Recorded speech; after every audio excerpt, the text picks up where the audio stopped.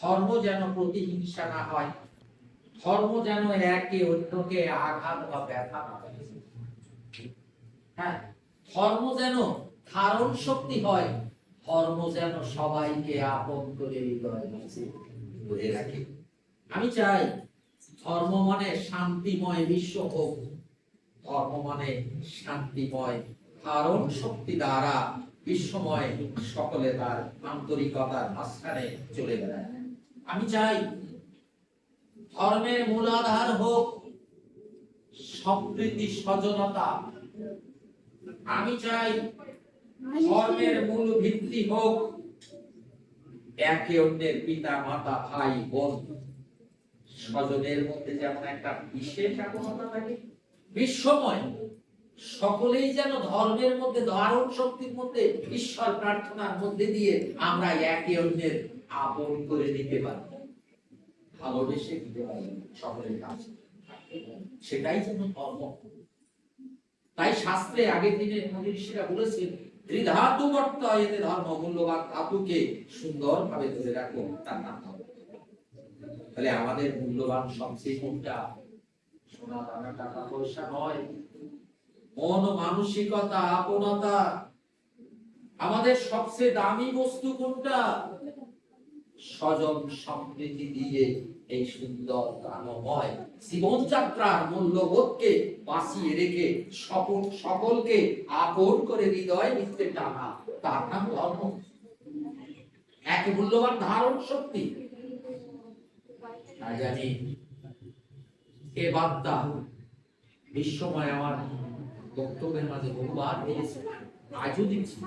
এই শান্তি যেন সাধনার মাঝখানে আমরা ফিরে পাই, এই শান্তি যেন ঈশ্বর বৃত্ত থেকে একে অন্যের আপনতার মধ্যে দিয়ে আমরা কুড়িয়ে দিতে পারি, এই শান্তি যেন সকলের মাঝে আমরা প্রসার বৃদ্ধি করতে পারি। সদা সত্য শান্তির বাতাবরণে চলার নামই সনাতন।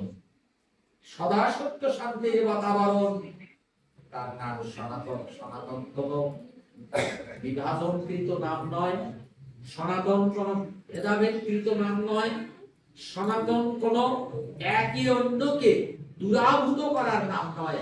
সনাতন হলো শান্তি, সনাতন হলো চিরমেল বন্ধন, সনাতন হলো মানব সভ্যতার আপনতার চাবিকাঠি। সনাতন হলো শান্তিময় বিশ্বকে শান্ত রেখে স্বজন সম্প্রীতির মধ্যে এগিয়ে চলা, তার নাম সনাতন। আজ হয়তো সব জ্ঞানতা অর্জন করে অনেকেই অজ্ঞানতার মাঝখানে সনাতনের অনেক ব্যাখ্যা অনেক ভাবে দিয়ে চলেছে। সেটা আমরা যদি আমরাই না থাকি তাহলে কিসের আমরা? আমরা যদি বেঁচেই না থাকি তাহলে কিসের বাঁচা? আমরা যদি সঠিক জীবনযাত্রার মূল্যবোধ না দিয়ে এগিয়ে না চলতে পারি তাহলে কিসের এগিয়ে চলা? এই জাতি যদি বিশ্বময় সকলের মধ্যে সকলের সম্প্রীতি রেখে, এই জাতি যদি সকলের কাছে সমাদর পেয়ে যদি বিশ্বময় এক শান্তির বাতাবরণে সবাই সবার আপন নিয়ে এগিয়ে না চলতে পারে তাহলে কিসের মানুষ?